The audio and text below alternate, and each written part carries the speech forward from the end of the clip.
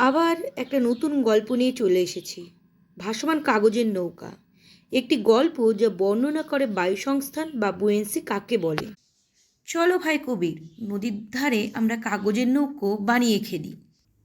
দেখো, আমার নৌকাটা ডুবে যাচ্ছে। হয়তো তুমি কাগজটা বেশি মোটা করেছো। একটু পাতলা কাগজ দিয়ে আবার বানাও। চলো, জাদুর পরীক্ষা করার জন্য আমরা একটি ধাতব মুদ্রা, কাঠের টুকরো ও প্লাস্টিকের ঢাকনা পানিতে ফেলে দেখি।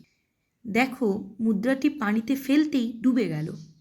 কিন্তু এটা তো ভাসছে। কারণ জিনিসটি বায়ু সংস্থান বা বুয়েন্সির উপর নির্ভর করে, যেটা জিনিসগুলোকে পানিতে ভাসিয়ে রাখে। দাদু এসে যোগ দেন। অনেক বছর আগে আর্কিমিডিস নামে এক বিজ্ঞানী বুঝেছিলেন, একটি বস্তু যদি নিজের ওজনে সমপরিমাণ পানি সরিয়ে দেয় তবে সেটি ভাসবে।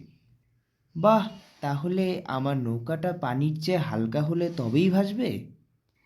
একদম। চলো, আমরা আরও ভালো নৌকা বানাই। আজকে এখান থেকে আমরা শিখলাম বিজ্ঞান আমাদের চারিপাশেই আছে।